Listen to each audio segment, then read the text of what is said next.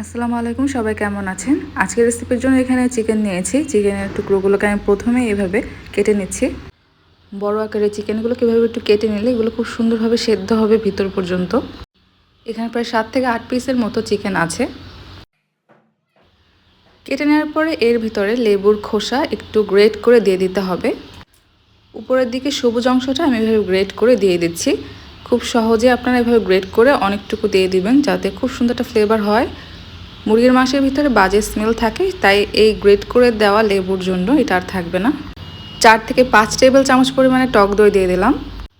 Half চা চামচ পরিমাণে গোলমরিচের গুঁড়া, 2 চা চামচ পরিমাণে মরিচের গুঁড়া, ঝাল আপনারা আপনাদের স্বাদ মতো দিবেন। তারপর এখানে গার্লিক পাউডার দিয়ে দিচ্ছি, মানে রসুনের গুঁড়া। ধনিয়া ও জিরা গুঁড়া সামান্য পরিমাণে দিলাম। হাফ চা চামচ পরিমাণে দিয়ে দিচ্ছি অরিগানো দেওয়াতে সুন্দর একটা ফ্লেভার হবে, না থাকলে না দিলেও চলবে। সয়া সস দিয়ে দিচ্ছি 1 থেকে 1.5 টেবিল চামচ পরিমাণে, প্রায় 2 টেবিল চামচ পরিমাণে টমেটো সস।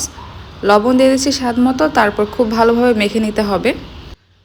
এই রেসিপিটা আমরা বিভিন্নভাবে তৈরি করে থাকি। আজকের রেসিপিটা আপনারা একদম কম সময়ে তৈরি করতে পারবেন। মুরগির মাংসটা মাখা হয়ে গেলে 1.5 কাপ পরিমাণে ময়দা নিয়ে নেবেন একটা বাটিতে, আর কর্নফ্লাওয়ার নিয়ে নেবেন 4 টেবিল চামচ পরিমাণে, পরিমাণ মতো লবণ, রসুনের গুঁড়া দিয়ে দিচ্ছি 1 চা চামচ পরিমাণে, হাফ চা চামচ পরিমাণে অরিগ্যানো, আপনারা মিক্সড হার্বটাও দিতে পারবেন। তারপর এটাকে ভালোভাবে মিশিয়ে নিতে হবে। মেশানো হয়ে গেলে এখানে একটা পলিথিন নিতে হবে। পলিথিনের ভিতরে এই মিক্সচারটা দেওয়ার পর আমি এক এক করে মুরগির মাংসগুলো দিয়ে দিচ্ছি। এই পলিথিনের ভিতরে এটাকে মেখে নেব বলতে এটার ভিতরেই কোটিং করে নেব। কোটিং করে নেওয়ার পদ্ধতিটা একদমই সহজ। সবগুলো চিকেন আমি একসাথে দিয়ে দিচ্ছি পলিথিনের ভিতরে। তারপর পলিথিনটাকে ভালোভাবে এভাবে নাড়িয়ে নেব। এভাবে হাত দিয়ে এদিক ওদিক করে নিয়ে ময়দার মিক্সচারটা চিকেনের গায়ে কোটিং করে নিতে হবে। ডাবল কোটিং করার কোনো প্রয়োজন নেই, এটা এমনিতেই খুব সুন্দর মচমচে হবে উপরের দিকটা। একটা একটা করে চিকেন কোটিং করতে কিন্তু অনেক সময় লাগে, তাই এভাবে পলিথিনের ভিতরে দিয়ে দেখবেন যে খুব সহজে আপনার সবগুলো চিকেন একবারে 1 মিনিটের ভিতরেই কোটিং করে ফেলতে পারবেন। দেখুন সবগুলো চিকেন কিন্তু কোটিং হয়ে গেছে খুব ভালোভাবে। এগুলোকে আমি ভেজে দেখাবো কতটা সুন্দরভাবে উপরের দিকটা মচমচে হয়েছে। দেখুন কোটিং কিন্তু হয়ে গেছে। এবার এগুলোকে তেলে ভেজে নিতে হবে। এক্সট্রা ময়দাটা ঝাঁকিয়ে নেবেন যাতে নিচের দিকে পড়ে যায়। এক এক করে নিয়ে চিকেনগুলোকে আমি তেলের ভিতর দিয়ে দিচ্ছি। দেখুন একদমই আলাদা আলাদা। তেল ভালোভাবে গরম করে নিয়ে চুলা আঁচটা মাঝারি থেকে কমে দিয়েছি। প্রথম দিকে একটু কম আঁচে এটাকে ভাজতে হবে, ভিতরের দিক যাতে খুব ভালোভাবে সেদ্ধ হয়, ঠিক সেইভাবেই এটাকে ভেজে নিতে হবে। একটু পরে চুলা আঁচটা মাঝারিতে করে দিয়েছি। এটাকে 8 থেকে 10 মিনিট খুব ভালোভাবে ভাজতে হবে যাতে ভিতরের দিকটা সেদ্ধ হয়।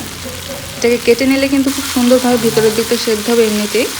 যদি হাতে সময় থাকে তাহলে অবশ্যই এটাকে আগের দিন রাতে মেখে রাখবেন, তাহলে কিন্তু ভিতরের দিকটা খুব সুন্দর হবে। যাদের হাতে কম সময় থাকবে তারা সহজেই কিন্তু এভাবে তৈরি করে নিতে পারে।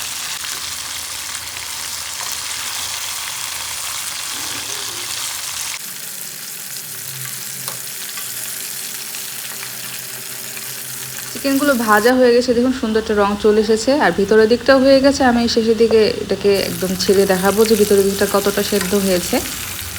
চিকেনগুলো তেল থেকে তুলে পরিবেশন করে নিচ্ছি।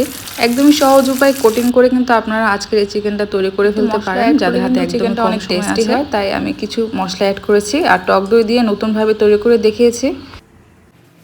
এক্সট্রা করে বাটার মিল্কও লাগবে না। আশা করছি আজকের রেসিপিটা আপনাদের ভালো লেগেছে। আমি একটা ছিঁড়ে দেখাচ্ছি আজকের এই চিকেনটা কতটা ক্রিস্পি হয়েছে।